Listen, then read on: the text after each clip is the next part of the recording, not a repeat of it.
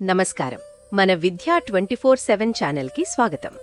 6వ తరగతి నుంచి 10వ తరగతి వరకు పాఠ్యాంశాలన్నీ తెలుగులోనే స్పష్టంగా, సులభంగా అర్థమయ్యేలా వివరించడం మా ధ్యేయం. స్కూల్ పరీక్షలైనా, ఫైనల్ అసెస్మెంట్స్ అయినా, ఎస్ఎస్సి బోర్డు పరీక్షలైనా మీ విజయాలకి కావాల్సిన పూర్తి మార్గదర్శకత ఇక్కడే లభిస్తుంది. ఇక ఈరోజు పాఠంలోకి వెళ్ళిపోదాం. మన దేశానికి స్వాతంత్ర్యం ఎలా వచ్చిందంటారు? అది ఒక్క రోజులో జరిగిన మాయ కాదు కదా. అదొక పెద్ద కథ. 60 ఏళ్లకు పైగా సాగిన ఒక గొప్ప ప్రయాణం. ఈరోజు మనం ఆ ప్రయాణం గురించే తెలుసుకోబోతున్నాం. అదే భారత జాతీయోద్యమం 1885 నుంచి 1947 వరకు. సరే, ఇంత పెద్ద కథను సులభంగా అర్థం చేసుకోవడానికి మనం దీన్ని ఒక 5 ముఖ్యమైన భాగాలుగా చూద్దాం. చిన్న చిన్న వినపాలతో మొదలైన ఈ పోరాటం నెమ్మదిగా దేశమంతా పాకిన పెద్ద ఉద్యమాలుగా ఎలా మారింది, చివరికి స్వాతంత్ర్యం ఎలా సాధించాం, ఇవన్నీ స్టెప్ బై స్టెప్ చూసేద్దాం. రైట్, ఇక మన ప్రయాణంలో మొదటి అడుగు అదే మితవాద దశ. చెప్పాలంటే ఇది మన దేశం నిద్రలేస్తున్న సమయమన్నమాట. అప్పటిదాకా అక్కడక్కడా వినిపించిన గొంతులన్నీ నెమ్మదిగా ఒకటై చదువుకున్న భారతీయులు బ్రిటిష్ వాళ్లతో మార్పు కావాలని ఎలా అడగడం మొదలుపెట్టారో ఇప్పుడు చూద్దాం.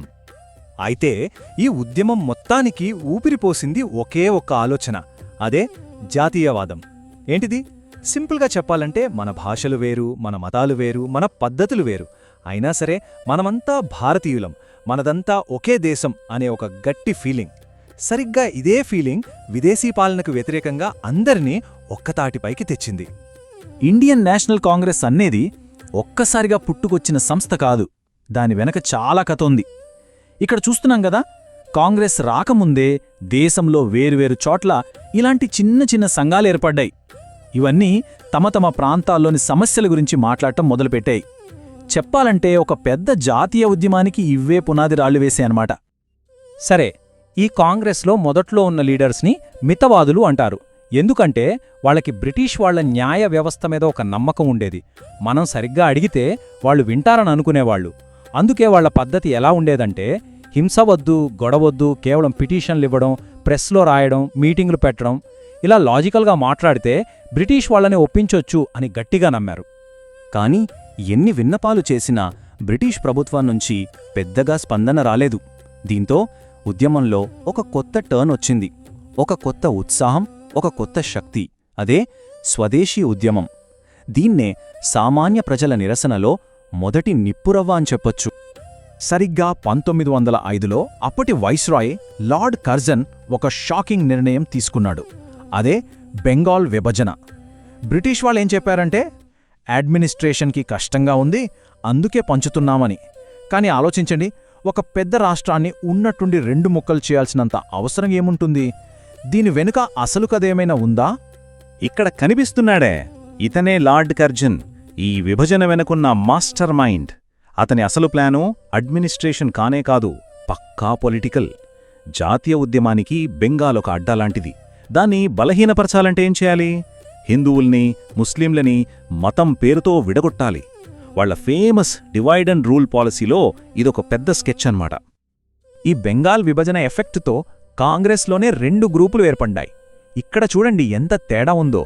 ఒకవైపు మితవాదులు ఇంకా బ్రిటిష్ పాలనలోనే మనకి కొన్ని హక్కులు కావాలని అడుగుతున్నారు.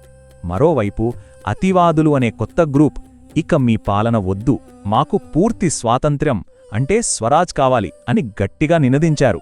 వాళ్ల దారులు వేరయ్యాయి, పద్ధతులు కూడా పూర్తిగా మారిపోయాయి. ఈ విభజనకు సమాధానంగానే స్వదేశీ ఉద్యమం ఉప్పెనలా వచ్చింది. ఈ ఉద్యమంలో మొదటి అతి ముఖ్యమైన ఆయుధం స్వదేశీ. పేర్లోనే ఉంది కదా, స్వదేశీ అంటే మన దేశానిది. ఇది జస్ట్ ఒక మాట కాదు, ఒక పవర్ఫుల్ ఎమోషన్. బయటి దేశాల వస్తువులు వద్దు, మన దేశంలో మనవాళ్లు తయారుచేసిన వస్తువులనే వాడదాం అనే ఒక బలమైన పిలుపు. ఇక రెండో ఆయుధం బహిష్కరణ లేదా బాయ్కాట్. అంటే బ్రిటిష్ వాళ్ల వస్తువుల్నే కాదు, వాళ్ల స్కూల్స్, కాలేజీలు, కోర్టులు అన్నిటినీ వద్దనడం. సో ఒకవైపు స్వదేశీతో మనల్ని మనం బలపరుచుకోవడం, మరోవైపు బాయ్కాట్తో బ్రిటిష్ వాళ్ల ఆర్థిక వ్యవస్థని, పరిపాలనని దెబ్బతీయడం. ఇది ప్లాన్. ఒక ముఖ్యమైన విషయం మనం గుర్తుపెట్టుకోవాలి. స్వదేశీ అంటే కేవలం బ్రిటిష్ వాళ్ళని వ్యతిరేకించడం మాత్రమే కాదు, దానికి ఒక పాజిటివ్ సైడ్ కూడా ఉంది. అదే నిర్మాణాత్మక స్వదేశీ. అంటే వాళ్ళ స్కూల్స్ బాయ్కాట్ చేస్తే మనమే సొంతంగా జాతీయ పాఠశాలలు పెట్టుకోవడం, వాళ్ళ ఫ్యాక్టరీలో వస్తువులు కొనకపోతే మనమే సొంతంగా టెక్స్టైల్ మిల్స్, బ్యాంకులు, సబ్బుల ఫ్యాక్టరీలు మొదలుపెట్టడం. సింపుల్గా మన కాళ్ల మీద మనం నిలబడటం అన్నమాట. సరిగ్గా ఈ సమయంలోనే మన స్వాతంత్ర పోరాట రూపురేఖల్నే మార్చేసిన ఒక కొత్త నాయకుడు రంగప్రవేశం చేశారు. ఆయన రాకతో ఈ పోరాటం కొద్దిమంది నుంచి కోట్లాది మంది ప్రజల ఉద్యమంగా మారింది. ఫస్ట్ వరల్డ్ వార్ అయిపోయింది. భారతీయులు బ్రిటిష్ వాళ్ళకి చాలా సహాయం చేశారు. యుద్ధం తర్వాత మనకి స్వేచ్ఛ ఇస్తారని చాలా ఆశపడ్డారు. కానీ బహుమతిగా వాళ్ళిచ్చిందేంటో తెలుసా? Rowlatt act. ఈ చట్టం ప్రకారం ఎలాంటి విచారణ లేకుండా ఎవరినైనా అరెస్ట్ చేసి జైల్లో పెట్టొచ్చు. ఇది ఎంత పెద్ద మోసం! దీంతో దేశమంతా ఆగ్రహంతో లగిలిపోయింది. ఈ కోపంతోనే ప్రజలు నిరసనలు చేస్తుంటే జలియన్ వాలా బాగ్లో ఒక దారుణం జరిగింది. అదొక ఊచకోత. అక్కడ శాంతియుతంగా సమావేశమైన వాళ్ల మీద, అందులో ఆడవాళ్లు, చిన్నపిల్లలు కూడా ఉన్నారు, వాళ్ళందరి మీద జనరల్ డయ్యర్ మాత్రం కనికరం లేకుండా కాల్పులు జరిపించాడు. ఈ ఒక్క సంఘటన బ్రిటిష్ వాళ్ల క్రూరత్వానికి ఒక మాయని మచ్చగా మిగిలిపోయింది. ఈ దారుణానికి సమాధానంగానే మహాత్మాగాంధీ సహాయ నిరాకరణోద్యమాన్ని మొదలుపెట్టారు. సరిగ్గా అదే టైంలో భారతీయ ముస్లింలు ఖిలాఫత్ ఉద్యమం చేస్తున్నారు. గాంధీజీ చాలా తెలివిగా ఈ రెండు ఉద్యమాల్నే కలిపేశారు.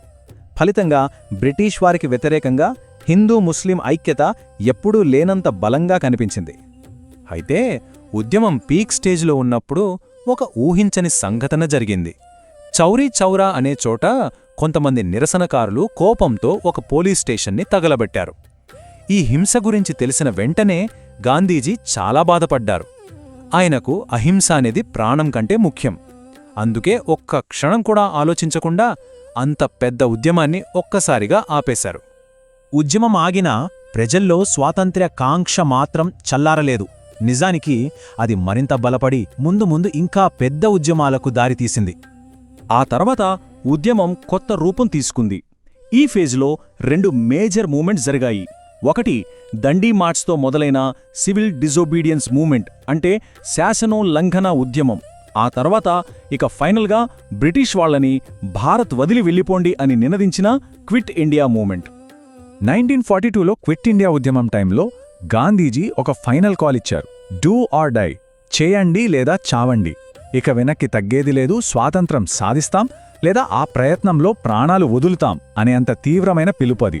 అదే మన పోరాటంలో చివరి అత్యంత కీలకమైన ఘట్టం.